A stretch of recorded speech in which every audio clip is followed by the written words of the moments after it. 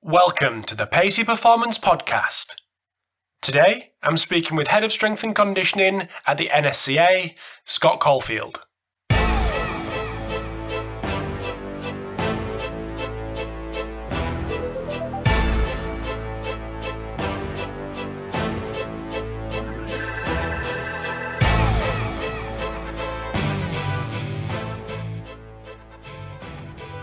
Thanks for tuning in to episode 111 of the Pacey Performance Podcast. So today we have Scott Caulfield, who is the Head of Strength and Conditioning at the NSCA. So it was great to get Scott on, definitely one of the nicest guys we've had on the podcast so far.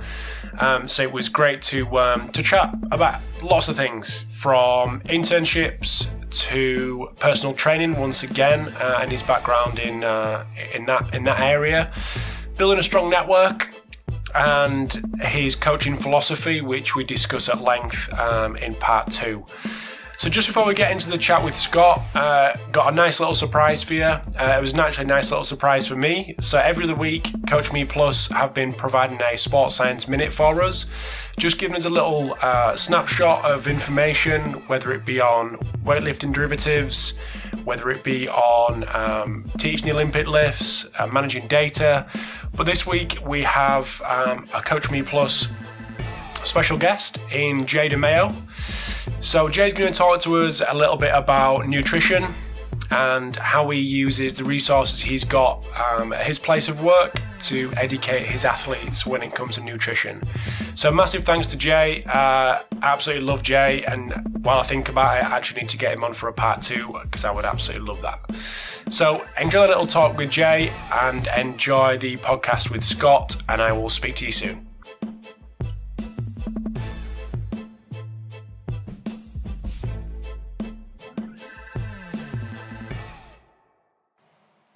Hey guys, my name is Jay DeMayo. I'm the head strength coach at the University of Richmond, and I'm also the owner of Central Virginia Sport Performance, which is probably most known for our yearly event in July, the Central Virginia Sport Performance Seminar.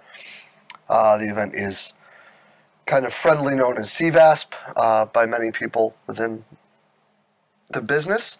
Before we really get into this, I'd like to first thank Kevin and everyone at Coach Me Plus for having me on and including me in this great project. And I would also, because I'm sure this is going to be placed on his podcast as well, like to thank Rob Pacey for everything he does for the profession, pushing it forward, providing such a great resource. Being a podcaster myself, I know the time it takes to get into it. So, Rob, thank you. Keep up the great work, buddy. We do appreciate it. So let's get into what we're talking about today. What I want to do is give you guys a few of these quick talks about things that I believe we had some really good success with. And today we're going to talk about how we worked with our nutrition staff on campus in order to help our players gain and or retain weight. So we're not a big institution here. It's 3,500 total students. We are in the Atlantic 10 Conference, which is, a bigger basketball conference, but we don't necessarily have all the same resources as some other schools. So we don't have a nutritionist directed straight forward to athletics. We were fortunate enough to have breakfast as a team. So what we did is we took about 6 weeks of polar data, and we used the calories that it gave us to indicate what the average player's caloric expenditure at practice was. And it just so happened to be 1,500 calories per practice. Now, if you don't have access to that equipment, that's fine. You can sort of move these numbers around easily if you're just taking body weight. And what we did is we sat down, the nutritionist and I, and we looked at the menus for breakfast. And we simply just divided everything into 1 or 2 categories. The food was scored red if it was a protein source, or blue if it was a carbohydrate source. And each serving that would be listed for each one, so like 1 scoop of potatoes would be considered a serving. That would be 150 calories. As were however many strips of bacon were 150 calories. So what the players would do, they would report whether they had, 3 reds and 2 blues that day, and that way we would track what they were eating. Now, a lot of people are creatures of habit and eat the same thing over and over again. We then put that into an equation where we also looked at whatever supplements we provided post-workout, which for us is typically just a bottle of chocolate milk, and the daily smoothie that they put together, where we just broke it down and took the caloric value of that and added it together. We then simply just looked at whether they were gaining or losing weight. And we're going to go over those equations in the next episode, but basically, if they were losing weight, it was real easy. We could sit down with the kids and say, hey, you're having 3 reds and 2 blues.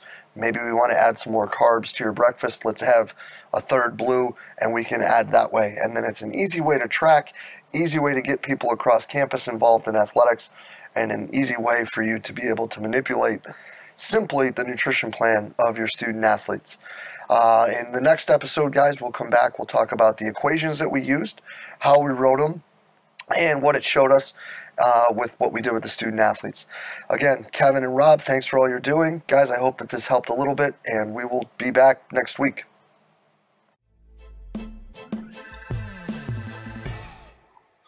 Thanks for tuning in to the Pacey Performance Podcast. So today we have the head of S&C at the NSCA, Scott Caulfield. So welcome to the podcast, Scott.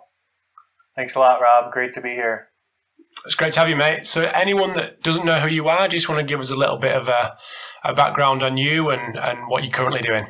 Sure. So I'm out at the NSCA headquarters, where people may or may not know that we do actually have a training facility here in Colorado Springs, about 6,000 square feet. And so aside from all the education and content that we put out for the NSCA, we actually get to train athletes on a regular basis.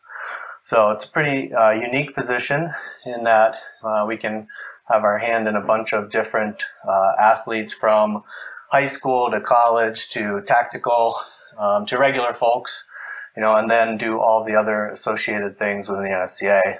But I also got started being a volunteer in the NSCA, so I was the Vermont State Director of the NSCA before I got hired on here at the headquarters. So what did you do before that, Scott? What was the kind of lead up to the NSCA? Yeah, I did a little bit of everything in strength and conditioning and fitness. Immediately before coming to the headquarters position, I was a strength coach at Dartmouth College, which is in Hanover, New Hampshire. Ivy League school, and I worked with football, men's and women's swimming, and rugby there. It was a great position. I really enjoyed it. In Ivy League too, you have like 30 teams too who sometimes train with strength and conditioning, but I got to work with some really good strength coaches there, get a really good experience. Prior to that, I was also working in the private sector. Like I said, running a sports performance center there in New Hampshire. And then also before that, I think I started, like many of us do, just personal training and really figuring out what I was going to do as a craft. And I really enjoyed the athlete side of things. And, once I had gotten a personal training certification, I learned more about the NSCA and the CSCS certification, started pursuing that route and just meeting people and networking and kind of seeing what it was all about, and realized that I really liked the college sector a lot.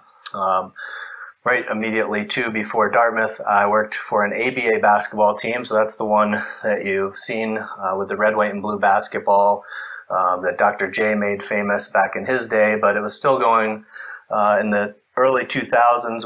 Mid-2000s, we had a team in Vermont called the Vermont Frost Heaves, and you'd have to be a New Englander or at least know what a frost heave is to get that inside. What is it? What is it, Scott? So frost heaves happen when the weather changes in New England as well as other places, and it creates like a bump in the road.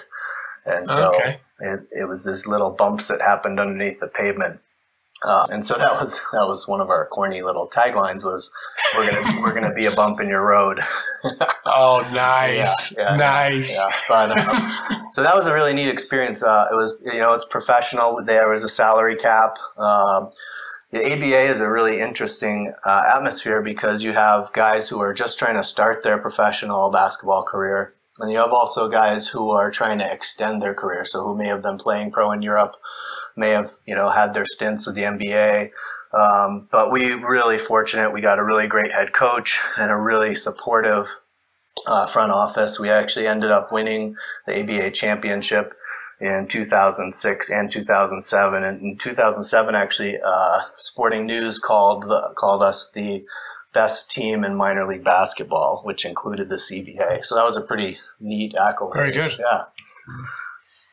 So I know I've kind of discussed this with a couple of people, and I kind of know the answer already, but I think it's still good to have a little chat about it. And what regards to personal training, obviously before hitting the kind of athletic population, what kind of grounding did that give you, and how important do you think that was for you moving forward in your career? I think it was good. I think it was a good experience to learn that one-on-one interaction and to be able to design programs for individuals before I had to do it for a team, and to understand a little bit more about individualization. So I think it was a great stepping stone along the path, really, to going into the big team settings where you had to be able to think on your feet and work with a large group. And so I really appreciate that time a lot from my beginning. Mm-hmm. So I just want to talk to you about the NSCA. Obviously, we have the UKSCA over here, and I'm just really interested to hear more about the NSCA as an organisation, and it's kind of obviously from someone who's in it, and maybe its aims and its kind of values and how it sees itself moving the profession forwards. Yeah, I've been a member of the NSCA since I got my CSCS certification in 2003, and like I said, I had the opportunity to I started going to conferences and just meeting people, and realized early on from the people that I met that you could get involved as a volunteer, and there was a lot of different opportunities to get involved. And I was fortunate enough to become a state director, where you get to put on your own state clinics. And I think that's one of the things to me that makes the NSCA so unique, because we have state and regional chapters, if you will, directors who put on conferences and networking events, and you can go from being a state director to being a regional director or to getting on committees. We have so many really passionate members too that are volunteers, that do so much for the organization, that I think it's really great. Obviously it's governed like many other organizations by a board of directors. And so right now with Dr. Greg Hoff running the show, I think it's a very good time for the strength and conditioning community. He's been been a researcher. He's been a lot of different places. He's always had a very, really high regard for strength and conditioning coaches, and especially the board now really, keeps in mind the history of the NSCA, that it was formed and founded by strength and conditioning coaches. And that we need to really, serve all of our members, but that our strength and conditioning coaches are really the founding members of this organization. We did just do some recent strategic planning. The board did with a number of members, and have come up with some, big key areas such as leadership and growth, and areas that will really involve much of the membership and much of the volunteers to help us get to these different areas.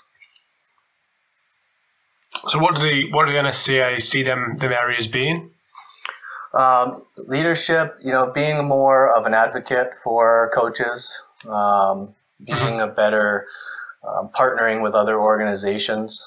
So really working well together with others. And I think we're seeing that currently from a lot of our kind of strategic relationships and liaison organizations that we're working with. We're working more and more together, hand in hand, to, not try and be the one-stop shop. We know what we do really well. We have great researchers. We have great journals that try and spread the research and the application. We have great coaches. So, we're not trying to do everything. We're not trying to give everything. If we don't know something, we're going to seek out those experts and help promote those people into those areas. How much crossover do you have with the UKSCA and the ASCA? Do you kind of, obviously maybe not you directly, but the organisation as a whole? I know you have like someone who goes from the NSCA who maybe speaks, or a couple of people speak at the UKSCA that's kind of funded and all that kind of thing. But with regards to kind of sharing what the vision is globally, do you have any insights there? We do right now. The relationship is kind of based on, like you said, speaker exchanges, but we've sat down with the ASCA leadership and exchanged strategic goals and talked about what are the other possibilities that we can do. Last year, I was able to see Julian and Peter, and we got to kind of talk shop and see, hey, where else are there places that we can align? And especially with Dr. Hoff being over there in Australia, it's like, what are the things we can do? And there's so many, cross involvement with people of the UKSCA and the NSCA, like Rotary Lloyd and others, Ian Jeffries. There's so many other people that it's just, I think we just have to get the right people in the room together to sit down a little bit and kind of see where else we can collaborate and strategize. So I'm looking forward to these kind of future things. Like I said, some of this stuff, I wouldn't say it's new. I think people have had discussions and tried to think about different things, but I think the NSCA is in a position now where they're really looking to strengthen some of these key relationships. And I think that is going to be, some of the discussions that'll be happening sooner than later. Mm-hmm. So putting your kind of coach hat on, which obviously you are primarily anyway. What would you think as a coach, maybe someone that's maybe just starting out in the profession or has been in a couple of years, what kind of support would you expect from like an NSCA, UKSCA, ASCA? And maybe what are the little areas that we can plug that maybe aren't there at the minute? Yeah, I think obviously internships, learning is a big part of it, and we're trying to provide a better experience in our own internships here at the headquarters.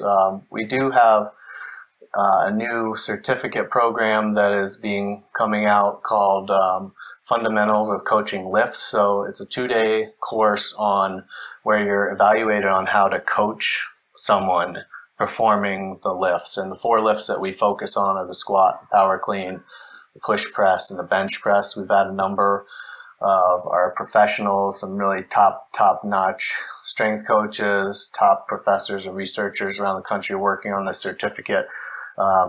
It's been about a 2-year process to get this thing out, and I think that's been the knock on the CSCS, was that you could just study and take a test and maybe not know how to coach someone or how to perform a lift. And this is going to be that critical part that will help people with the hands-on, not just performing a lift, but hands-on coaching piece that will really help people kind of, advance their careers. Also, obviously we want to be a resource to people all throughout their career. So we've really focused on, through our conferences, doing career sessions where you have people, who are out in the field, whether it's in the college or professional or high school setting, talking about how to be a college strength coach, how to be a pro strength coach, whatever that area is, whether it's personal training or TSAC. And so the career sessions that we've done and recorded and made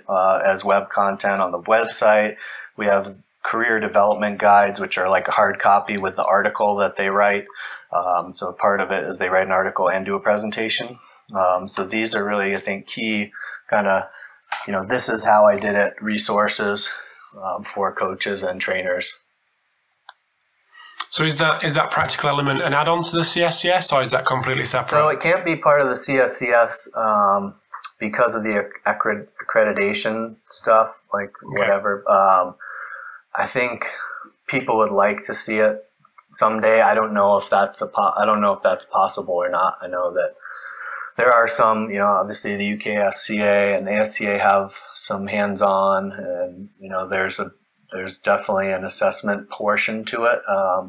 I know that it's difficult to do it to something already existing like the CSCS, and with the accreditation part, that's the tricky stuff that I don't know much about. But right now it's going to be a kind of an add-on, and it's definitely geared toward, entry-level coaches, sport coaches, people that are interested. But I can also see it's been very well done and really, really great job by the coaches who put it together. I can see coaches who have been coaching for 5, 10, 15 years still wanting to go through this and participate in the course, even though it's more like an entry-level beginner course. Mm-hmm. So just you mentioned there about internships, and we'll come on to the UKSCA survey that was done recently. I'm definitely not here to kind of preach about what I think re-adding internships, but what's the kind of consensus within the NSCA? And I don't mean to stitch you up by making you say something that maybe doesn't reflect the what other guys think down there, but what's the kind of consensus when it comes to internships and the kind of conversation around whether they're paid, unpaid, and just a kind of bit of controversy recently about internships? Yeah, I mean, we don't definitely, there's no NSCA stance on internships. I mean, I will say we've changed our program to where we pay our interns. I mean, it's always been paid, but we won't work them over 40 hours a week. And if they work over 40 hours a week, we pay them overtime. And we're not just trying to get the most out of their hours that we possibly can and work them into the ground. So, I hope that we're kind of setting the bar a little bit and creating maybe a model that other people will look at, so that it's not just about getting free help. And, I mean, I understand being in the trenches and needing help, and a lot of us also had to work for free and do different things. I mean, I volunteered at Dartmouth for a while before I actually got hired on there, and so I think I was also working a ton of hours, sports performance, to pay my bills as well. So people understand the grind, but I mean, I don't think that these young people coming up in the profession need to be beaten into submission to earn their marks, basically. Yeah. I think we're better than that, and we can create a better profession by, setting better standards and giving them a more professional career. So how do people go about doing that? And is there something? I mean, there's a lot of talk over here of kind of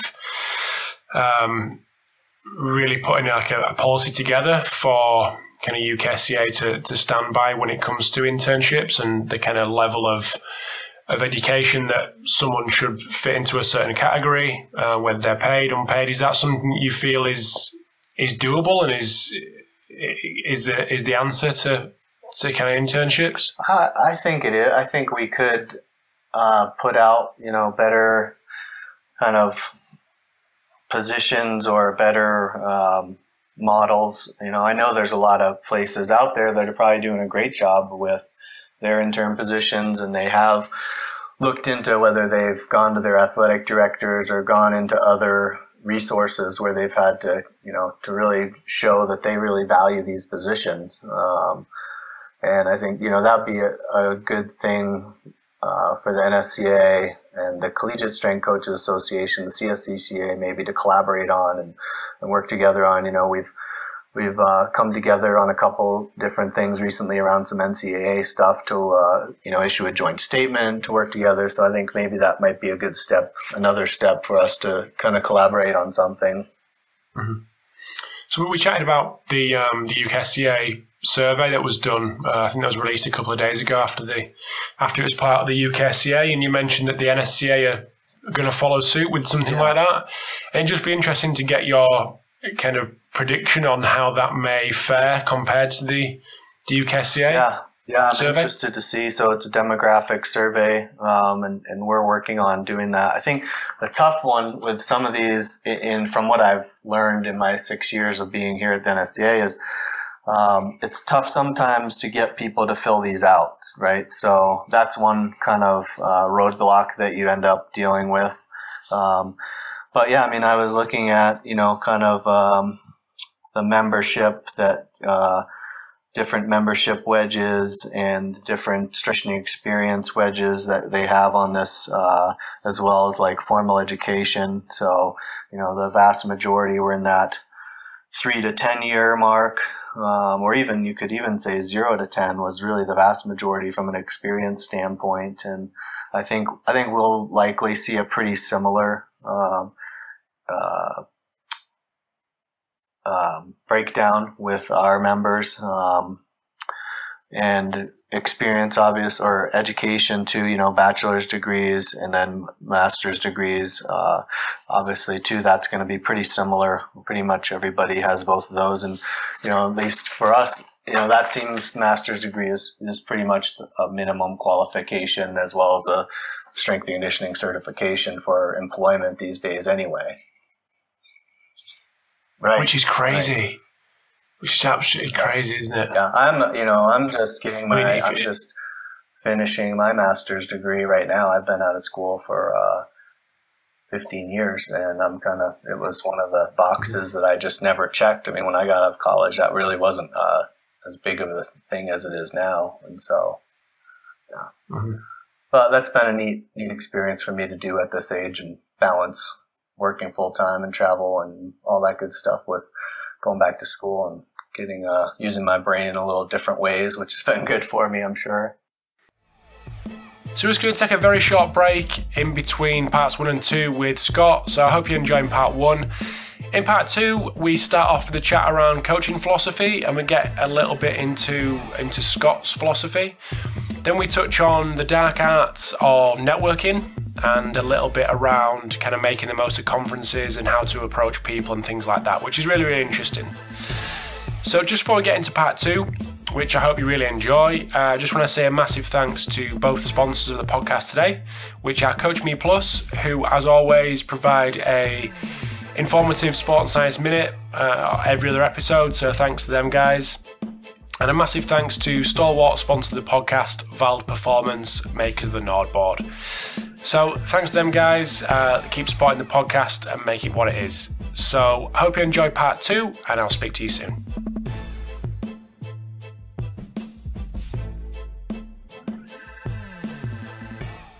Just turn into the training chat a little bit. I just want to get your talk about your philosophy really, and obviously moving away from the kind of NSCA chat, and you put your coaching hat back on. Just talking about philosophy, how would you define your philosophy, and how have you gone through the process of being able to define that, and how would you kind of recommend other people do the same? Yeah, well, this is one of my favorite new topics, because people get asked this question a lot, and I think sometimes we're talking there. There's training philosophy and there's coaching philosophy, and I think the two obviously have to cross over to some degree. But also a lot of the times, I don't know that when people are looking for that answer, that they're not sure. Like, everybody knows you're supposed to have a philosophy, but they don't necessarily know how to go about crafting that, and so, I mean, really, my coaching philosophy is based around education and motivating, inspiring athletes to better themselves, through training.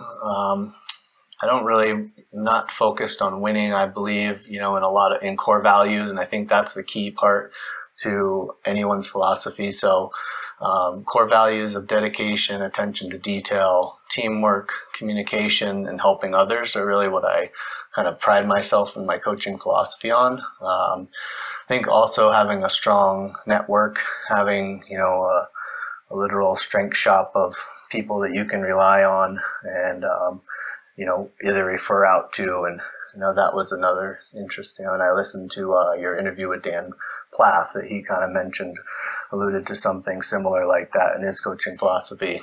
And I think it's a continual, search for mastery, whether that's as a coach through self-improvement, and as your coaching skills and as a person and as an athlete, obviously, from an athletic standpoint. But I'm actually going down to Altus on Sunday would be one of their speakers next week at their Coach Apprentice Week, and I'm bringing my coaching philosophy hat with me because that's my topic. So I was glad you brought that up today. So, I think it's getting more kind of airtime with regards to how important a strong network is. But for someone kind of coming through, how would you recommend that process kind of starts? Because everyone seems to know that it's so important, but maybe doesn't know how to go about creating that. Yeah, I think a big part of it is just being open to, going up to people and maybe, getting, for lack of a better term, getting comfortable being uncomfortable, getting out of your comfort zone, talking to people, and just reaching out to them and, staying connected. So it doesn't have to be that you're becoming an immediate daily communicator with them, but you're reaching out, you're finding some kind of, ice-breaking reason to talk to them in the first place, and then maybe being able to follow up and stay in touch with them, because I think that the network isn't just about, having more people to vouch for you or if you need a job, but it's, like we were saying, to refer out, or, hey, what do I do, when I have this? And one of the first NSCA events that I went to, I was working with strength and conditioning for the rugby team at Norwich University, which is in Vermont. And I had brought my program along to this symposium on strength training. And Mike Barnes, who was the education director of the NSCA at the time, and Doug Lentz, who helped at a lot of the clinics and events and stuff, I had asked both of them if they would take a look at it. And Mike was the Cal rugby strength coach for a number of years. He was 49er strength coach. And so they were both like, sure. And, I didn't really push it on them, but I sent it out to them. It was probably horrible. The power cleans were probably the last thing. The bicep curls were probably first. And, absolutely. They should be. Yeah. And they weren't like, God, you're an idiot. You really shouldn't try the strength and conditioning thing. They were, they're super supportive and just were like, hey, this is the way that typically is structured. And I think, now too, when I think about networking and, just staying in touch with people, social media, man, has made it so much easier for people to connect, you're able to reach out to people. Nelson Ayette, who was the St. Louis Blues strength coach, and now he's with the Columbus Blue Jackets as their high performance director. He and I connected on social media, and that was really kind of how we met, and we've gotten to have a great relationship and stay in touch about training and high performance and all kinds of stuff. And I don't think it would have ever happened probably if it wasn't for Twitter, So I think social media is a great avenue, and like you and I were talking about before, this younger generation is super savvy with it, and they probably know way more about how to utilize it than us. Mm-hmm. Many a good relationship started on Twitter. Yeah. And to be fair, that's one of the main reasons why I started doing the podcast, because I was just finishing my undergrad and thought I'm gonna come out of this with a bit of paper, and a little bit of experience, but that's pretty much it. I need to get to know people. But I think what I probably didn't realize that I do now is I didn't think people would. I felt I needed to give people a reason to speak to me. Yeah. And obviously 3 years down the line after starting the podcast, I realized that that's probably not the case. People are more than happy to share, even if it's just 10 minutes of, over a quick Skype or a couple of emails back and forth. But I think one thing that I definitely realized was that it's just as much about giving to someone as it is as about taking. Right. So putting that kind of putting some money into that emotional bank account that then you may or may not kind of take back out later on, but definitely give first before you're asking for stuff all the time. Sure. Whether that just be sharing papers or sharing articles or just anything really, just to kind of make it quite obvious that you're not just on the take all the time. Yeah. I'll tell you, one of my favorite quotes is from Dale Carnegie, is you can make more friends in 2 months by becoming interested in other people than you can in 2 years by trying to get others people interested in you. Absolutely. I think it's right on the money. Yeah, 100%. So I just want to turn it back to maybe a little bit the NSCA, but obviously the coaching head as well, and that's bridging the gap between science and practice.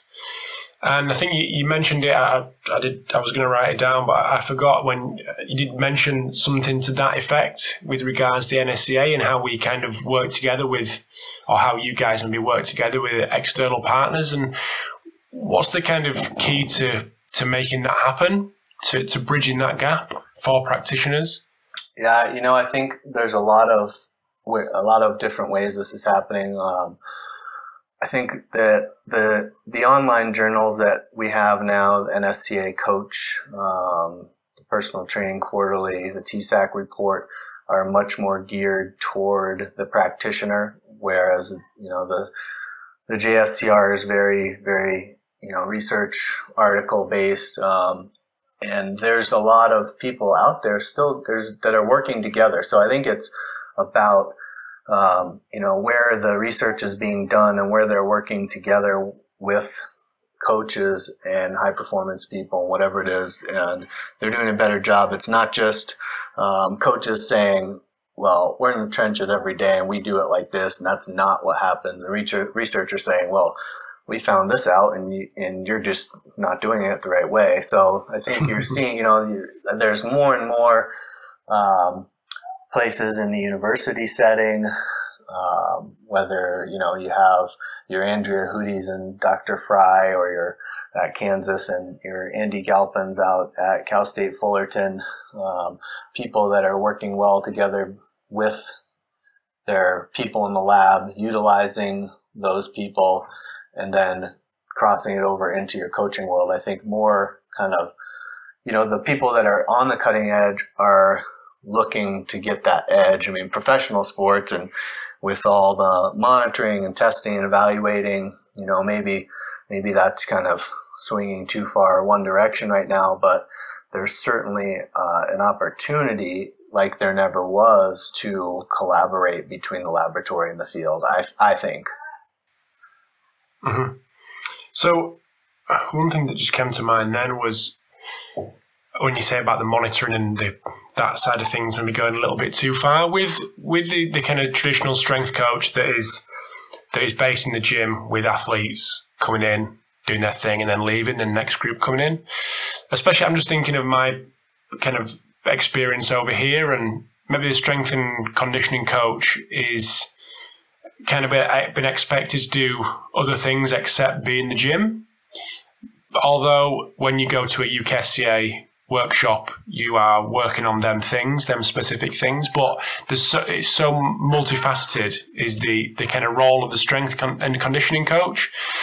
Is there any kind of way that maybe assessments and workshops and things may look at that multifaceted approach of the strength coach rather than just focusing on what happens in the gym? Yeah, I mean, that's a really good one, because there's so much that you have to know whatever your setting is, right? What you're able to do and what you're able to accomplish with all these different things. So like if I get heart rate monitors and GPS and Tendo units, and then I'm not even really going to utilize them, what's the purpose of it? So no, I mean, I think that both, a lot of these leading organizations could really, we're maybe define even better what the role of the strength and conditioning coach, what the roles are. And that's another thing actually that we've been working on. So we have a standards and guidelines document that we're in the process of updating that should be out in the beginning of 2017 with, kind of has that specific thing between the roles and the expectations and job descriptions. And so that's more of, something that's a professional resource to help people in their setting. I think that's obviously always going to be the interesting piece of it, is how do you manage all of these different things, and if you're not going to use it, then do you really need it? Mm-hmm. Is that something that's kind of focused on the collegiate setting, or is that something that's kind of across the board? Yeah, it seems mostly collegiate and professional to me. I think the high school coaches are going to have their own kind of thing. We're doing a lot of kind of resource building right now for our high school strength coach members and future members. There's a lot of there's a task force, actual NSCA high school task force that's working on a number of initiatives that are going to provide resources similar to that kind of, here's what you take to your athletic director to show them why you need a strength and conditioning coach. Here's the paperwork, here's related to liability, related to whatever. But that's definitely something organizationally that we need to do more, and we're currently working on, which is great. Cool. Well, I'm just conscious of time, obviously middle of the day for you, so you're busy at the moment. So I just want to round up, but where can people keep in touch with what you've got going on? Obviously, loving the Instagram stories, got to mention that. Yeah. They can follow me on Instagram, Coach Caulfield, Twitter @Scott Caulfield. My email is pretty easy. It's just my name, scott.caulfield@nsca.com. Love to see anyone and everyone at our events. Our big coaching event is in January. This year it's going to be in Nashville, and that's our annual coaches conference, and it's grown the last 3 years. Each year it's gotten bigger and bigger and better, and I think this year will continue. We've got some really, really great speakers, and we had over 900 coaches last year, so really looking forward to that. Clinics at the NSCA headquarters. So like you and I were talking, we just renovated our headquarters. If anyone hasn't seen that, check out my Instagram or look on the NSCA Facebook. Got a cool time lapse, but we've got really cool new layout, really effective for what we do here. So we still train athletes, but we also do coaching clinics, educational events. Our layout and our flow for coaches and coaching events is just really great at the headquarters now. So we always love to have visitors. If they're ever in Colorado Springs, come in, bring your workout gear, get a lift in, hang out with us. We love that. So what kind of athletes come through there, Scott? Yeah, we have literally a wide array. So we have a lot of ice hockey athletes. We're right next to a facility that has 3 ice halls in it, 3 sheets of ice. So the majority of our athletes are actually youth ice hockey. We have a relationship with the Colorado Springs Amateur Hockey Association, so we train most of their teams. So we have their 16s, their 18s, 20-year-olds. We're going to train some of their younger ones. Our tactical program, so we're training the Colorado Springs SWAT team, the Tactical Enforcement Unit, members of the bomb squad, El Paso County SWAT, their bomb squad, regular police officers, and then you've got regular Joes, our average people from the NSCA staff to next door USA Hockey, our neighbors. They come over and work out. And then everybody in between. We do some cool stuff every now and then. In 2014, I got to help the U.S. Paralympic sled hockey team prep before they went to Sochi. So that was a really great experience, and working with those guys. And so there's all kinds of different, but that's why I tell our interns they really have a unique experience, because they could work with a youth athlete, a tactical athlete, like a SWAT officer, regular people, and high school and college kids all on the same day. So it's a really neat experience for them. Cool. Well, I always do that. Say round it up and then ask another question. Anyway, it's great to chat, Scott, and really appreciate your time in the middle of your day and giving up your time to chat to us. I really appreciate the opportunity. Thanks a lot. I enjoyed it. No, that's great, mate. Speak to you soon. Thanks. Bye. Bye, pal. Thanks for tuning in to episode 111 of the Pacey Performance Podcast. Hope you enjoyed the chat with Scott. Definitely give him a follow on Instagram, put some great stuff out there, and it's great to see the NSCA gym, new gym, in all its glory. So massive thanks to Coach Me Plus and Vald Performance for sponsoring the episode today. Be sure to check them guys out. They continue to support the podcast, which I'm eternally grateful for. It enables the podcast to continue in its current form. So thanks to them guys, and thanks for you for tuning in. Hope to bring you some great guests over the next couple of weeks, and I will speak to you soon.